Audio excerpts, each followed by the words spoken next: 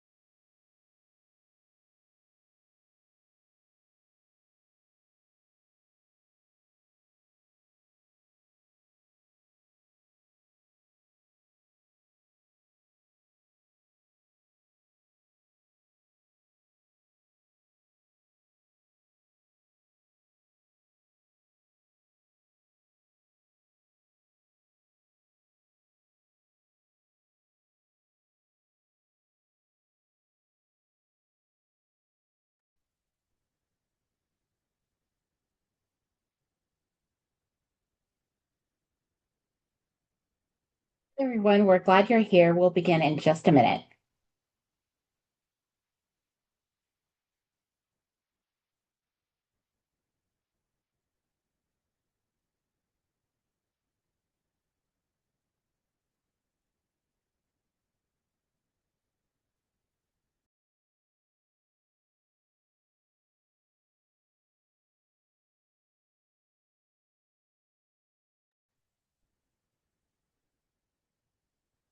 Thank you all for joining us, and welcome back to our four-part series, The Future of Economic Support, Cash Credits, and Family Prosperity. My name is Lelaine Bigelow, and I'm the Executive Director of the Georgetown Center on Poverty and Inequality.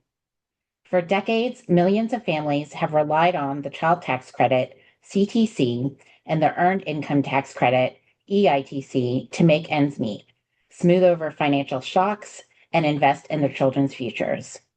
These policies don't always get described as cash support, but that's exactly what they are. And the evidence behind them is some of the strongest we have in economic policy. In our first webinar, we talked with Aisha Niandoro of the Magnolia Mothers Trust about how cash allows families to meet their basic needs. In the second webinar, we talked with Margot Crandall-Hollick of the Urban Institute about how cash policy design determines who benefits. Today, our question is what happens over time when families actually have access to cash?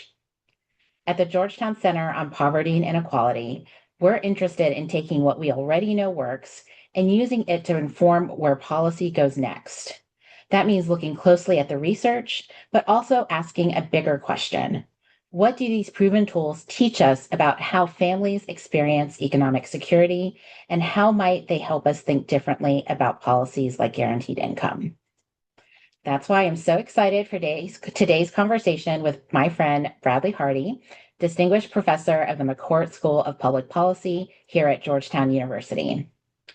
Bradley's research helps us see that the child tax credit and the earned income tax credit, not just as line items in the tax code, but as long-running demonstrations of how direct cash support shapes family stability, children's outcomes, and economic mobility over time.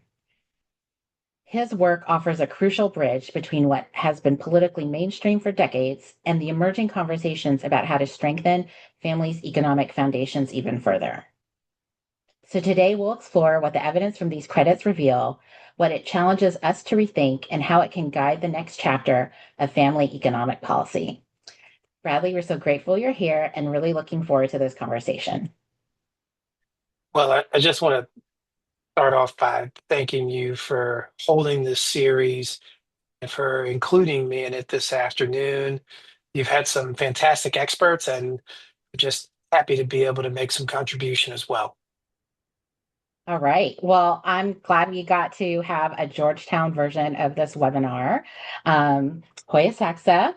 So let's start and say before, even though I'm anxious to talk about where policy can go, let's start with what we already know.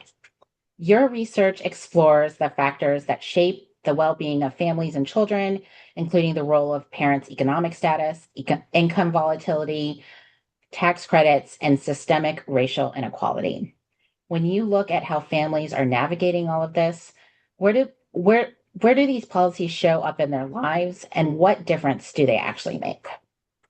Sure. So, in a way, we're going to start off by discussing these tax credits, a bit about their design and what we think we know about their effectiveness. But you know, in order to talk about the tax credits, we also have to have a larger conversation about the broader government support system within which they operate. And so, ultimately, probably one of the things that a lot of folks don't know, though maybe a lot of people in the webinar know it, is that the tax credits provide more in the way of liquidity than really any other form of government assistance for the non-elderly, non-disabled population. Okay, so that's a very particular slice of the demographics of the US. But it's an important point. I think, folks will walk around and have this idea in their head about, this cash welfare system that has not been in existence for at least 30 years. So, to that point, it is a very much hollowed out and weakened cash welfare system in the form of direct cash assistance from the government. This was the old Aid to Families with Dependent Children program. It transitioned into temporary assistance for needy families in that 1996 reform. So 30 years old now. But the tax credits, earned income tax credit and child tax credit, have in a sense, stepped in to fill at least some of that gap. And so, we have quite a bit of evidence now over decades and decades that tax credits like the EITC and the child tax credit, they are quite different, as it turns out. Uh, Boosting after-tax incomes and resources for families, you know, associated with a wide range of beneficial outcomes, including improved educational attainment, improved labor force participation, and employment participation overall, and certainly evidence, particularly for the EITC, of reductions in racial inequality.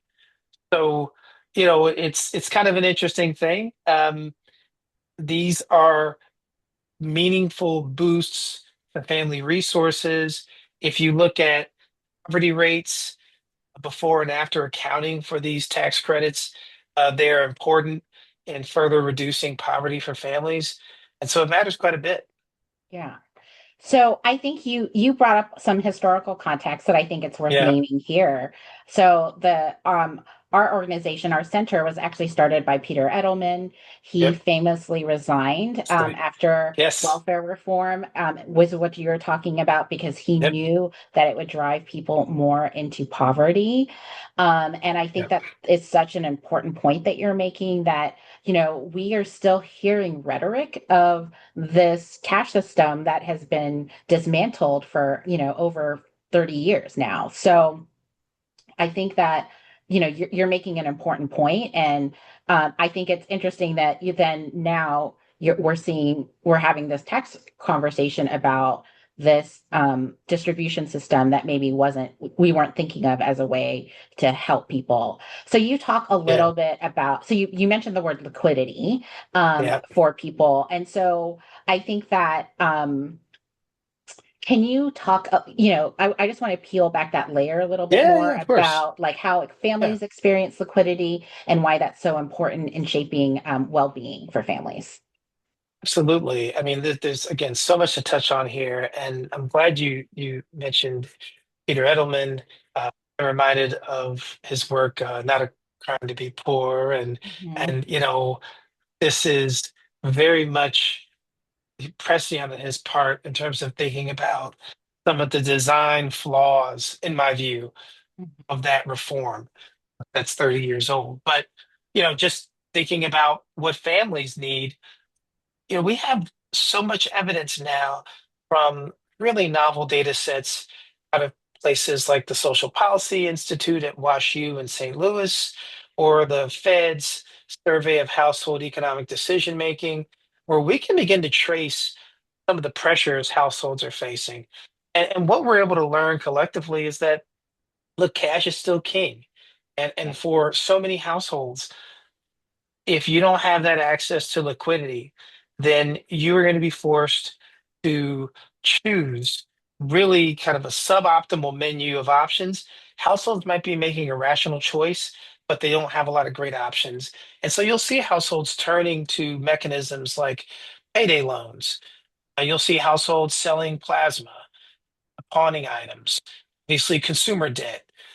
And interest rates here can range from bad to astronomically bad, getting into the, you know, hundreds of percent in interest rates, right? So you just talk about households needing to plug gaps. And again, think about immediate needs: food, shelter, clothing, exigencies that have to be dealt with.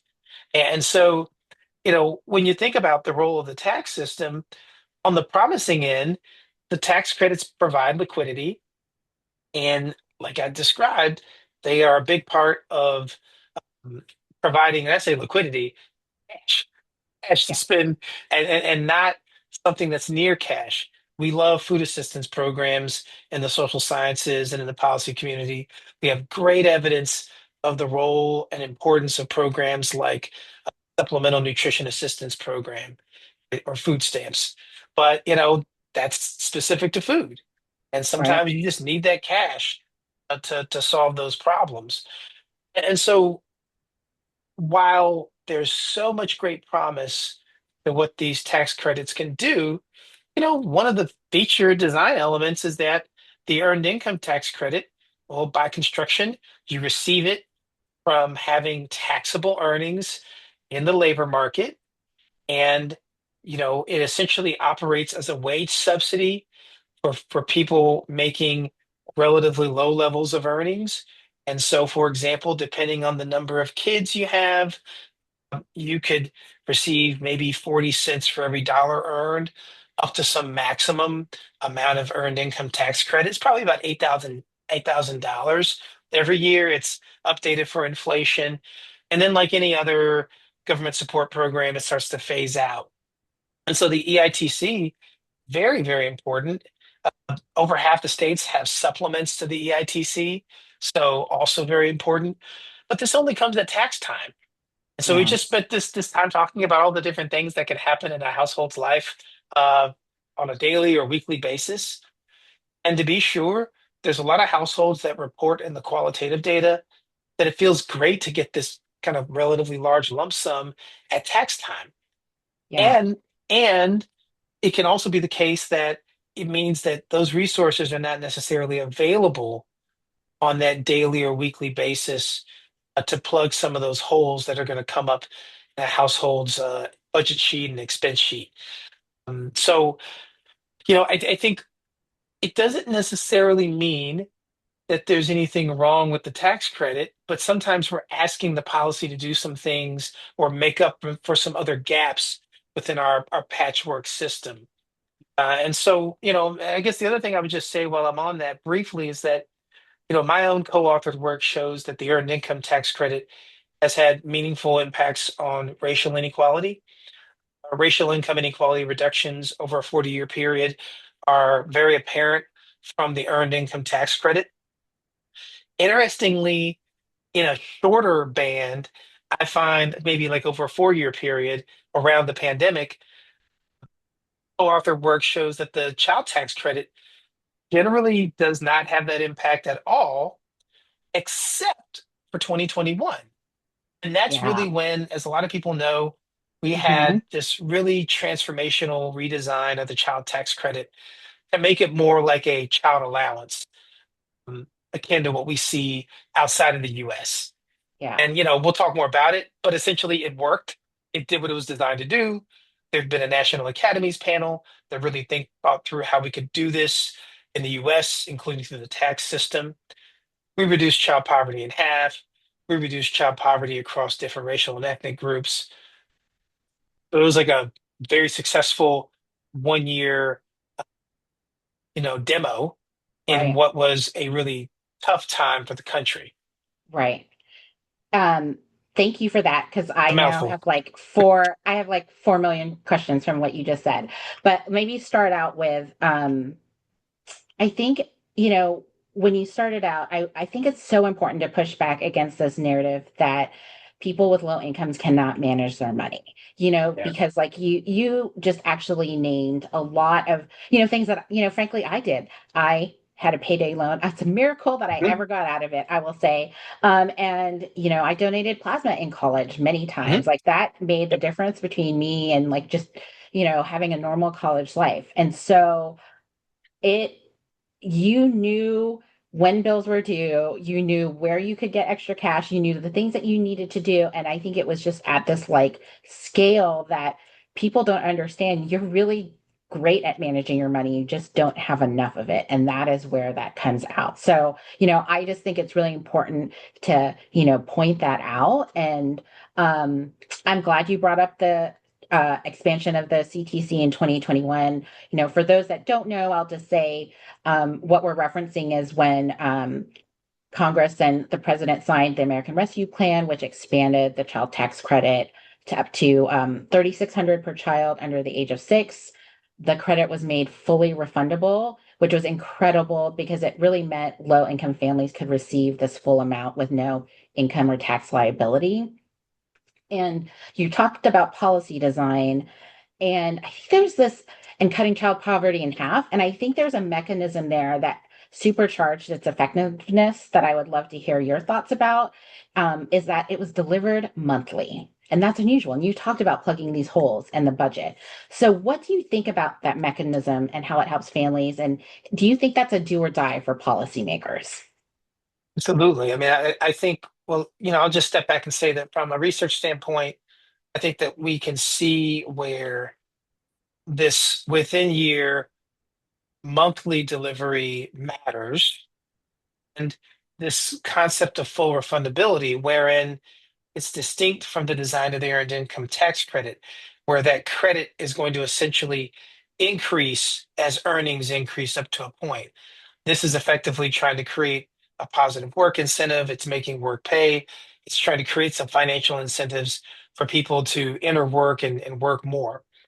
Well, this CTC design, child tax credit design in 2021, took a slightly different approach, saying we're really trying to directly positively impact the economic circumstances of these households with kids. And so, particularly given the time period and elevated unemployment, we are going to provide for the max credit, even if the household has little or zero earnings, right? And so that's a different design. And we found in my own co-authored work that there was substantial inequality reduction overall. And so this matters quite a bit. I think both of those design elements are hugely uh, impactful. Okay. Yeah. Also, it's going to have important regional impacts. So, a lot of our states that are more rural, for example, will tend to see uh, reductions in poverty from policy expansions like the 2021 uh, CTC. And so, there's a lot there to kind of think about. and even thinking about the families that are being impacted. There was a point that you made earlier that I wanted to come back to, and it's kind of thinking about the decisions that people are making on a daily basis as they weigh work and school and childcare. You know, in a project with Tim Smeating and Jim Ziliak back in 2018, one of the things we were seeing was that there was a huge increase in the share of families that were packaging food assistance programs like SNAP alongside the earned income tax credit. Well, again, you only have the EITC if you are working. And so what we're able to learn then is that it's not this binary that a lot of people walk around with, that you're either working without any government support, right? Or you have the government support and you're not working at all. Well, in fact, we see very pronounced and large increases in the share of households. And this is really due to the structure of the US economy and the nature of jobs that are available, that many families are working at relatively low wages. And so they do receive some SNAP, they do receive some EITC, and they might not want to, but it's an important benefit. Yeah. And so I think that context matters a lot. Yeah. And I think I'm very interested in income volatility, people Yep. who work multiple jobs, Yep. that type of um, research, because I think, I'm actually quite surprised that people just like, and policymakers don't get that most people aren't working one job. That's Um, right. and getting 40 hours a week. Like, no one, how many hourly workers even get 40 hours a week anymore, right? I remember when I worked retail, and like, I was actually told, don't give people 32 hours, because once they get 32 hours, like, they're going to get bumped up to a different class. And so, like, for forever, for the longest time, there is a real suppression of like trying to actually give people these wages, right? So Absolutely. um what can you tell, let's talk a little bit more about what policymakers and the public still misunderstand about how that works with economic mobility and work and income volatility. Sure. I mean, I think that one piece here, and you really, I think, kind of like teed it off nicely, is that when you're thinking about the portfolio that households with low income face, it's not just that the resources are low, they're very unstable relative to their counterparts with higher levels of income. So if you were thinking about the portfolio you'd want it to be larger with very little variance. Yeah. But what we find in the US is that generally the folks with the fewest resources, those resources are also very much jumping up and down, very unpredictable, very volatile relative to their higher income counterparts. And then this follows a pattern where uh, households with adults, where the adults have higher educational credentials, incomes are higher, incomes are more stable. And then the opposite is true for folks with fewer educational credentials. It's lower earnings, lower incomes, higher volatility of those earnings. And you can think about what that means for predicting your day-to-day earning stream, being able to make plans, that it represents what you described. What's driving all this? Well, folks are working, but they might have events happening, health events that take them out of work. There's scheduling instability, where you're working in a context where, look, profit maximizing firm, we might not need you 27 hours next week. We might need you 17 hours. And so you're having to kind of weigh those sorts of swings. Yeah. So, Yeah. it's important to note then that the government support programs, inclusive of the tax credits, combine together to reduce that so-called income volatility, Yeah. right? And so that's promising. So it's not just boosting incomes, but it's making those incomes more stable. Unfortunately, what we see is that policy matters, and that instability reduction does start to diminish in those years after the welfare reform of the mid to late 1990s. Right. So it's still happening, but less so. And Hmm. I mean, again, you invoked Peter Edelman.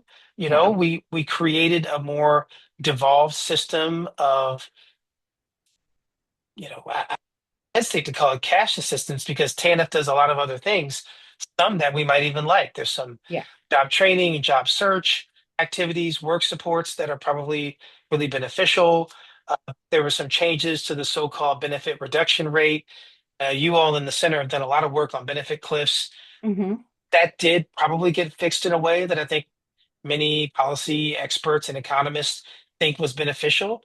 But there's no doubt that was a hollowing out of actual provision of cash assistance, right? And so Yeah. we've seen, you look at a typical state and you might have 10 times the number of folks who are living in poverty relative to the number that are covered by the TANF program. So just because they qualify, for households in any given state, and more likely than not, they're not receiving much of anything in the way of TANF cash. Right. And so that matters though, because when we speak about a lot of these tax credits and why they're beneficial, we're describing the cash component. But again, you're going to have these limits. And I also think it's why so many people were enthusiastic about that expanded 2021 child tax credit. And we already have some evidence that there are some really beneficial outcome games, even from Yeah. 1 year. Yeah. And I think there is something that you hear oftentimes in the news that it's important to point out what you're saying is that you have businesses constantly demanding certainty, but why can't families do it too? I mean, it's just when you think Right. about like what you're saying, that's basically what we're talking about is like families just demanding some certainty. And we all know, you know, like this is not a large ask for these folks. So, See, this uh, actually, by the way, can I just go ahead. say, I really like this point you make Hmm. because we have a very dynamic and robust economy. And there's a particular set of headwinds right now that's beyond the scope of this webinar. Right. But nevertheless, just looking at the long view, the U.S. economy is kind of metaphorically the very big engine that can and does, right? Mhm. And so, with that being said, there's dynamism, there's job destruction, there's job creation, and so it's kind of thinking about this broader idea of a social insurance system that allows for that, that says, yes, this is occurring, and so because of that how can we set this up in a way that people are going to have the different types of supports? And again, we've probably done better in the domain of supports for like the elderly. Not saying it's perfect, but there's some real gaps here, and this is what you all been working on at the center. Well, thank you. Thank you. I think that is actually a great segue into a question I have about talking. I would love for you to talk a little bit more about how cash supports like CTC and EITC, how that support affects families over time and compound over time, right? So we're talking, we sort of moved on to the long view. So yeah, talking about what those effects look like. Yeah, it's interesting, right? I mean, because we've made this point that you boost incomes, right? So mechanically, do you account for these credits? Household has more so-called after tax and after transfer income. Hmm. Okay. Worth noting, of course, that with the earned income credit, you have over half the states that are essentially designing their own version of an EITC. And in states like California, well, let's just call, I'm in DC right now, and we're both in DC. Actually, we're both in buildings right next to one another. Yeah, I was Uh, gonna say you're probably right over there. we could have done this, could have done this in the same office. We could have. I was So thinking we should get two ferns, right? And we can do that. Yeah, yeah. exactly, exactly, right? So DC, the city state DC, very generous, right? So there's variation there.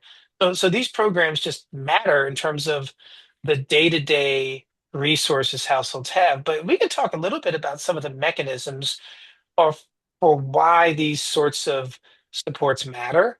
And again, I think it's important to step back and say we're really talking about cash. Kind of another statement on why cash matters. Right. Cash But is king, like you said. yeah, that's right. But it can just be that you have more stabilization, you have more resources to buy very important core needs like food. You have more access to resources to provide for proper housing. And I'll get more into why this can matter. But we know in the evidence that adequate food is a big component of learning and child development and school performance. We know that access to safer neighborhoods with a broader array of public goods, think parks, libraries, better grocery stores, higher levels of safety, that's going to matter quite a bit for the development of a young person, for the overall well-being of a family, and just the reduced stress from having more resources. Yeah. There's been a lot of folks that think about this idea of a bandwidth tax, where if you're sitting there having to think about the different forms of creativity to find the resources to be able to make the household's budget work for that day or that week, well then, that's stressful. That's hard. And so, you can think about some of those mechanisms. And with that being said, already we know from the earned income credit, there are really long run benefits to education attainment, long run benefits to future earnings, long run benefits to employment participation. But even in the 2021 child tax credit, we've been able to find that there were improvements in so-called food sufficiency. And so that's just essentially trying to measure whether and to what degree you feel like you have enough to eat. And Yeah. so, you can think about a continuum of maybe not suffering from the most abject hunger, but legitimately feeling like you and your family did not have enough. Well, the CTC operated, and we have the evidence that it seems that it improved those measures. It improved food insecurity. We have evidence that, child health and well-being was improved from the 2021 child tax credit. And I think we even have some evidence that different forms of housing instability improved, that, you know, lower income households, families were more likely to pay their rent on time, more likely to pay the mortgage on time when they received this credit. And another mechanism there was that they were more likely to be living in sort of settings with fewer people, and that there was more independence, right? So when you think about child welfare, there's oftentimes settings where families find themselves, cohabitating in environments that might not be healthy. And so there is some evidence that the 2021 CTC enabled parents to be able to make those decisions and choices for themselves that were probably best for the kids. So, this is some of the emerging evidence, and I think we'll be learning more. I'd love to learn more from a permanently expanded CTC. Yeah. Yes, and I will have to say, when we were I believe you were at the event with Shalonda Young, Sure. for OMB director, and she talked Yep. a lot about how it was not long enough, and that was its flaw. And so I think that that is absolutely true, and I hope there's a chance for longer and more, obviously. Yep. So we are a little bit over time, and I've been doing a bat. I think we've had such a great conversation. I haven't Yes. reminded folks, if you do have questions, please start thinking about them now and dropping them into the chat, and we'll get to those in just a couple minutes. I will just ask Bradley one more question Sure. before we get to the audience questions. Okay, so um, let me see. So given how the conversation has shifted around cash, and I think you could look at that a couple of different ways, right? Based on certainly our conversation, and but the progress that has been made on cash over the past decade as well. What do you think policymakers are now ready to do that they weren't ready to do before? Interesting question. I mean, I certainly think that we know a bit more today about how ways we're going to try to cope amid the absence of cash. I certainly think that we also just sort of know more about what works and what needs to be improved. Mhm. So, like, on some level, we talked about it, which is I don't want to pretend that there's uniform agreement, but my reading of the evidence is that there are hmm, one of the main concerns about the design of the 2021 child tax credit from critics, not Bradley, Right? would be would be that it's going to make people not want to work. Yeah. And so my reading of what we found was that, you know, for the most part, no. Yeah. There might be some people who pull back on work, but it doesn't look like that's a very large effect. And in any cost benefit analysis, you're looking at the compendium of benefits and the compendium of costs. Fantastic research team led by Irv Garfinkel at Columbia University looked at the cost and benefit of a policy like the 2021 CTC and essentially found that the benefits well exceed the cost.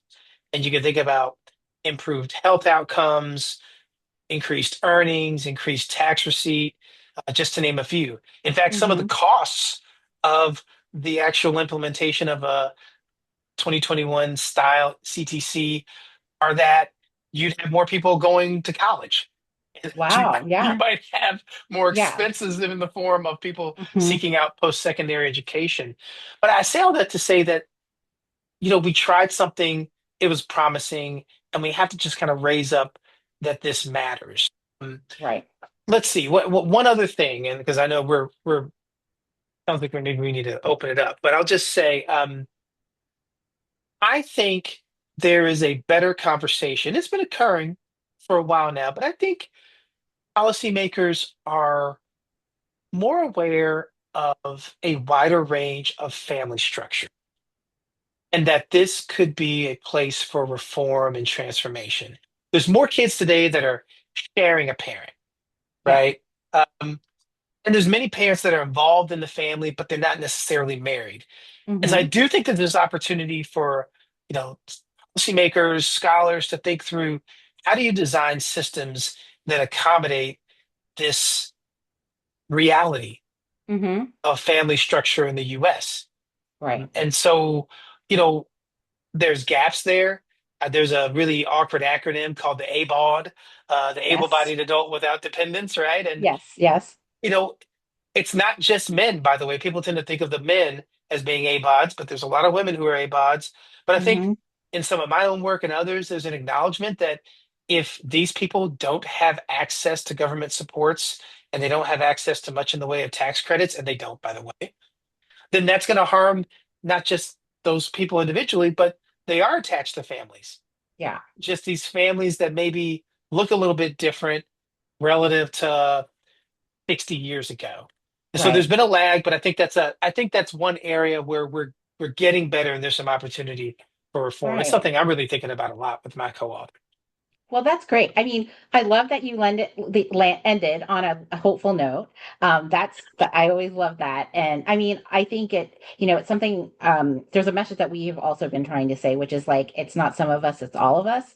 And I think that goes Yeah. very well along with that as well. So I am going to now, look at the questions. So our first question, um, is can you talk some about the single head of household homes and what are some of the benefits and penalties and the policy that impacts them?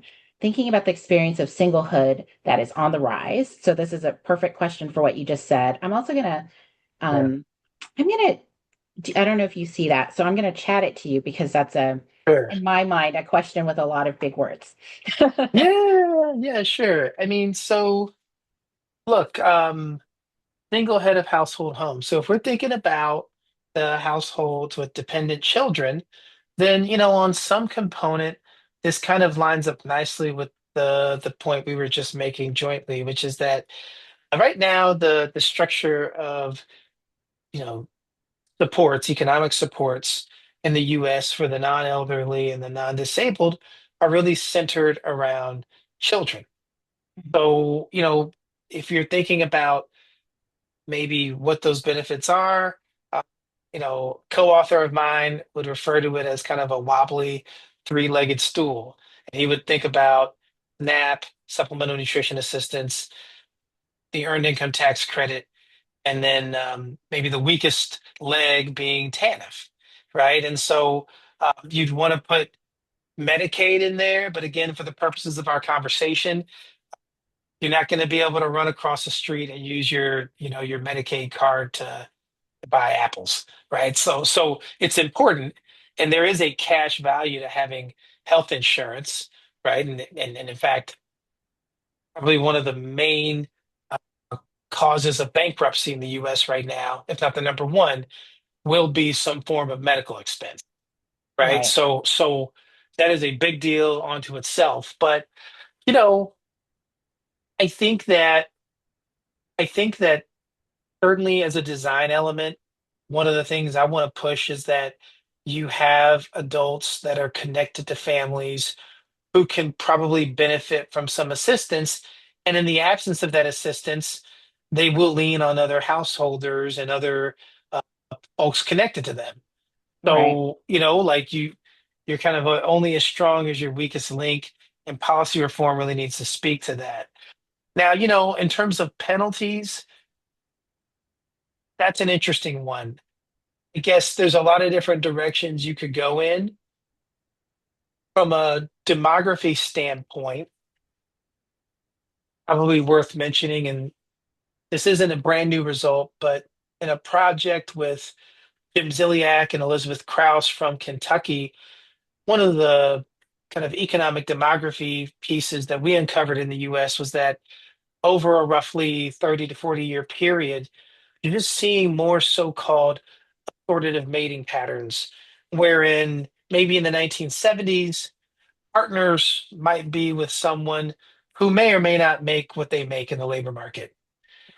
But today, increasingly, it's really more like the college educateds with the college educateds, the high earners with the high earners, low earners with the low earners. And so I think there's just a larger story about exacerbating inequality in our society. Yeah. And Yeah. and I think for folks who are unpartnered, it could create a lot of pressure points there as well, right? Just Yeah. widening the gap. So, Hmm. if that might not be a direct penalty, but I think it could be an indirect penalty if you're operating within the same ecosystem and economy, the same housing market for. Yeah. That's such a good point.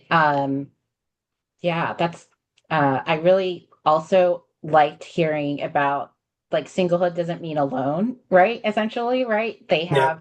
Um, they have a family as well, and how do we think about people as a unit, not just as one individual? So that's great. Thank you. Yeah. Um, we have a question from David Reamer. His question is, as a compromise on the CTC, um, as a compromise on the CTC Yeah. between those who favor eligibility regardless of parents' earnings versus those who want to continue eligibility based on current earnings, what do you Yeah. think about basing eligibility on parents' status as a worker, as evidenced by accumulated Social Security credits, even when they are not working? Um, so, Okay. This yeah, is really good. yeah, this is Okay. a very good question. There's Yeah. I more mean, yeah. too, but Yeah. yeah. Yeah. So No, go on. Go on. Yeah. You want to finish reading or yeah, so for the younger folks can? parents, yeah, no or fewer Social Security credits could be required. For older parents, more Social Security credits could be required, but current earnings would no longer be used as the worker test. That's a great question. But this is a great question, right? Like, so I want to acknowledge that I would want to think even harder and longer about this offline, and Mhm. and David and I know one another, so maybe this is something we'll talk about. But just initially, one of the things that sounds promising about an idea like this at first blush for me is that you could then address some of these issues of earnings volatility, which is again driven by exits and entries in part into work, right? And so we know that for a whole host of reasons, we're going to have folks who are going to have weaker attachment to work, and some of that's networks, connections. It could be a soft labor market like right now. And so you could imagine saying, well, we have a way to generally get at the broader point if you want to get to people who are showing evidence of attempting to participate in work, you could do that and essentially smooth out that question instead of it being this kind of point in time question where, depending on your circumstance, you might look unfavorable. And it might be the time you need the benefit the most. So I think it's an interesting question. I think it also raises maybe a deeper design point, which is that we're doing a lot of things through the tax system, and we need not necessarily do it through the tax system. You Yeah. could run many of these programs, including the CTC, through, say, the Social Security Administration. So I think Yeah. that's sort of a broader point, and this would be a potential benefit. I would say that another compromise that I've seen, and look, I kind of like, well, I like what we did in 2021. Mhm. And there are certainly compromises where you might maintain the basic structure and you might have a slightly smaller maximum CTC, fully refundable CTC, but you still get that money out the door to households. You might also think about reforms where you take away some of the universal quality. Like, it technically phased out in 2021, but I want to say folks were making several hundred thousands dollars before the CTC phased out. And so Yeah. you can really have a more targeted program for households, you know, somewhere in the 50 to 100K range, right? So there's different ways to think about a compromise and reform, maybe more targeting, if you will. Yeah. But I think, again, I think this is what we need to see more of, which is thinking through ways to take what worked and maybe even improve upon it. I certainly think that David's point is one worth thinking about seriously.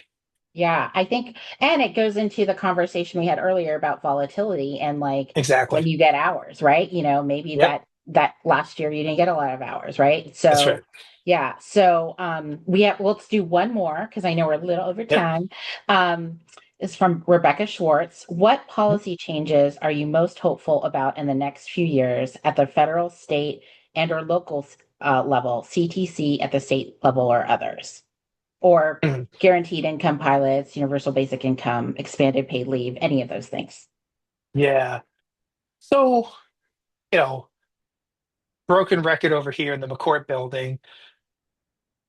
Probably most optimistic about the large reduction in child poverty, and a subcomponent of my work is very much focused on racial inequality. So when I see Black child poverty cut in half, that just gets my attention in a very serious way. I think about a lot of the hard to immediately capture long run benefits that could accrue for all families, frankly.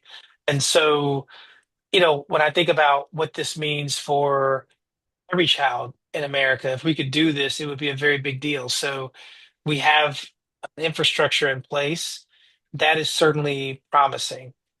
You know, Beyond this, I think that's probably the one that I feel most optimistic about because we did it.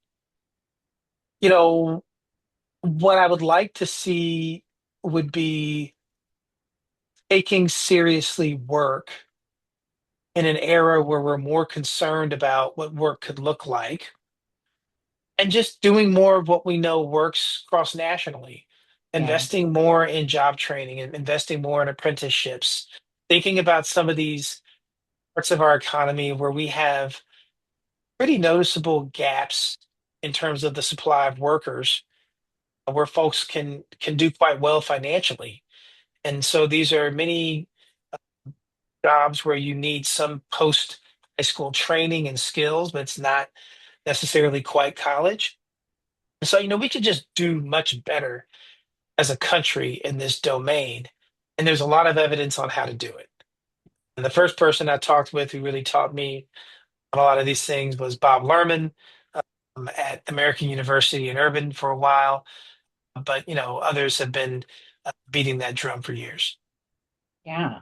Well, I love that answer. And I'll also say I don't know if she also asked me, but I'll answer anyway. I'll say I Sure. would say care. I have been working on the issue for about a decade, and um, I feel like there's some bipartisan momentum around care, and I'm not just talking about parental only. And again, you talked a little bit about singlehood. Might have a parent to care for, their own cancer diagnosis or spouse's cancer diagnosis. There's a lot of reasons for care, and I'm seeing more equality around care as far as like gender is concerned. I think Senator Andy Kim's speech last year was incredible, and I that is where I'm hopeful that there's more that the work that we have all done is happening, and I think it's so related to things like CTC, and taking time off and work, and those are the things that do have financial impact onto people's lives, and so Yeah, yeah, gosh, huge shortages, very expensive, very hmm difficult to automate. And so you exactly. think about like a role for government to really step in, right, and really boost up that sector. By the way, District of Columbia has tried to work hard in this domain. A hmm lot of innovative policies, and it's hard for the state governments to do this in the absence of a federal partner. They try. Exactly. Yeah, I couldn't have said it better myself. So that is wonderful. So let me wrap up. I'm mindful of people's time, and I just want to say thank you, Bradley, for helping us better understand how Thank proven you. policies like the CTC and EITC have laid the groundwork for the next generation of economic supports for families. Thank you to everyone who joined us today. The future we build depends on all of us, and I hope you'll join us for our final conversation in this series. It is with Congresswoman Bonnie Watson Coleman on June 16th. So please keep an eye out for that. We'll share a recording of this conversation on our website. And thank you again for being a part of building a brighter future for all.